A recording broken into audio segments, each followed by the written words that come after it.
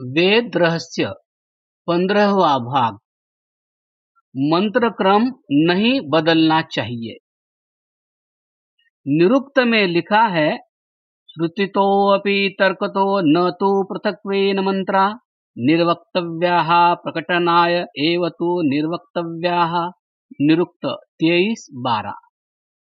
भाव इसका यह है कि चाहे मंत्रार्थ ब्राह्मण ग्रंथों आदि के प्रमाण से करें, चाहे युक्ति और तर्क का आशय लेकर करें, परंतु प्रत्येक दशा में प्रकरण से अलग करके मंत्रों का अर्थ न करें। इससे साफ जाहिर है कि मंत्रों का जो क्रम है उसी के अनुसार प्रकरण को देखकर ही मंत्रार्थ ठीक हो सकता है, क्रम और प्रकरण से अलग करके नहीं। प्रत्येक कल्प के आरंभ में वेद। बादरायण ने वेदांत के एक सूत्र में वेदांत 1.3.30 में वेद मंत्रों में वर्णित होने और ऋषियों द्वारा समर्थित होने से प्रत्येक कल्प में वेदों और उनकी मंत्रानुपूर्वी के समान होने से उनके नित्यत्व में कोई विरोध नहीं, ऐसा कहा है। अर्थात प्रत्येक कल्प में वेदों का नाम रूप समान होने और उसी प्रकार की रचना पाए जाने से उनके नित्यत्व में कोई विरोध नहीं। बादरायण ने सूत्र के अंत में यह भी प्रकट किया है कि समस्त दर्शन और स्मृति भी वेद मंत्रों को अनुपूर्वी नित्य मानते हैं। वेद 4 ही है। विष्णु पुराण तथा महाभारत आदि ग्रंथों में कहा गया है कि पहले वेद एक ही था, परंतु व्यास और उनके शिष्य वैशंपायन ने उन्हें 4 भागों में विभक्त करके उनके नाम ऋग्वेदादि रख दिए। परंतु यह विचार सर्वथा भ्रममूलक है। एक ओर तो पुराणों के नाम से यह बात कही जाती है कि चतुर्मुख ब्रह्मा के एक एक मुख से एक एक वेद प्रकट हुआ, दूसरी ओर उन्हें एक भी बताया जाता है। जब प्रत्येक वेद में अन्य 3 वेदों के नाम मौजूद है, फिर उनके 4 होने में संदेह कैसे किया जा सकता है। महाभारत में जहाँ एक वेद होने की एक जगह मिलती है, वहाँ दूसरे स्थानों पर 4 वेदों का भी उल्लेख मिलता है। वैदिक साहित्य में 4 वेद इतने प्रसिद्ध है कि उनके विरुद्ध कोई बात कही नहीं जा सकती। वाल्मीकि रामायण में जब श्री राम और लक्ष्मण किष्किंधा पर्वत पर थे, तब रामचंद्र ने हनुमान की बात सुनकर लक्ष्मण से कहा, नान ऋग्वेद विनितस्य न यजुर्वेद धारिणः न सामवेद विदुषः शक्यमेवं प्रभावितम्। वाल्मीकि रामायण 4:3-29। अर्थात बिना ऋग्वेद, यजुर्वेद और सामवेद की शिक्षा प्राप्त किए ऐसा भाषण कोई नहीं कर सकता। वाल्मीकि रामायण के इस श्लोक से स्पष्ट है कि उस समय ऋग्वेद आदि पृथक पृथक थे। फिर सहस्रों वर्षों के बाद व्यास काल में उनका एक होना और व्यास आदि द्वारा उनका 4 विभाग किया जाना किस प्रकार स्वीकार किया जा सकता है। वेदों के ऋषि, देवता और छंद।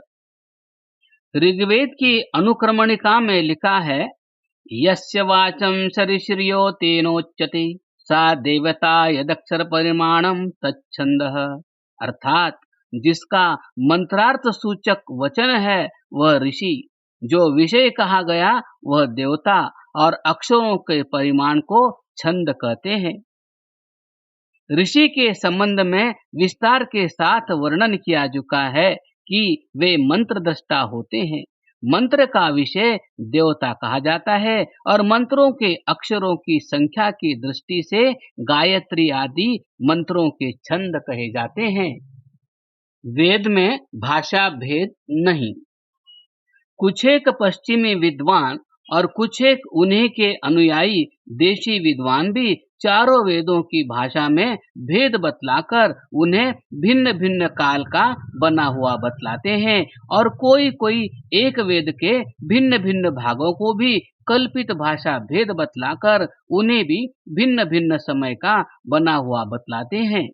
यह सब कल्पना और अटकल मात्र है। हम एक दो उदाहरण देकर उन पर विचार कर लेना काफी समझते हैं। मैकडॉनल्ड ने एक जगह लिखा है कि ऋग्वेद का दशम मंडल सबसे पीछे का बना हुआ है, क्योंकि उसकी भाषा भिन्न है। इस मंडल से संबंधित अन्य ऐसे ही आक्षेपों पर विचार करते हुए श्री पंडित सत्यव्रत सामश्रमी ने लिखा है, हमारी समझ में तो दशम मंडल तथा ऋग्वेद के अन्य मंडलों की भाषा एक जैसी है। हमारी बुद्धि में उनकी भाषा की विभिन्नता नहीं जंचती। न जाने हमारा यह निर्णय बुद्धि की मलिनता अथवा श्रोत्रेंद्रिय के दोष या हट के कारण है।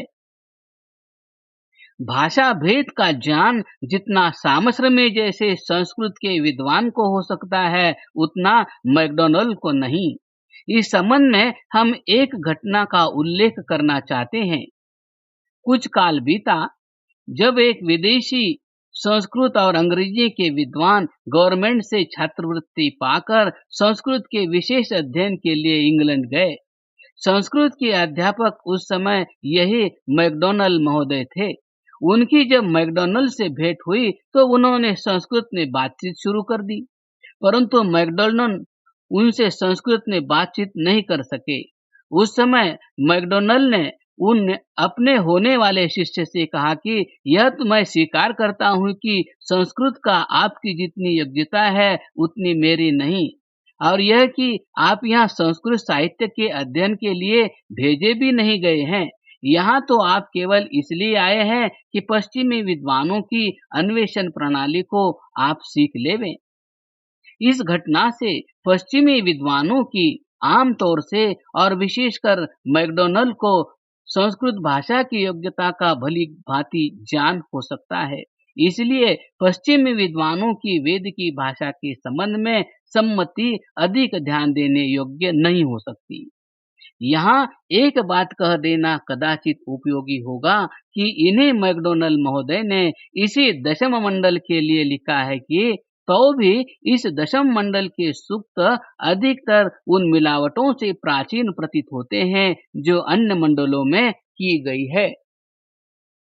अन्य मंडलों में मिलावट है या नहीं, इस संबंध में हम आगे विचार करेंगे, परंतु यह स्पष्ट है कि मैकडॉनल्ड ने अपने इस दूसरे कथन से पहले कथन को कि 10वां मंडल अन्य मंडलों से भाषा की दृष्टि से पीछे का बना हुआ है, काट दिया और बात साफ हो गई कि 10वें मंडल तथा अन्य मंडलों की भाषा में अंतर नहीं है।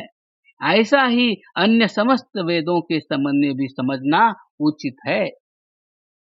क्रमशः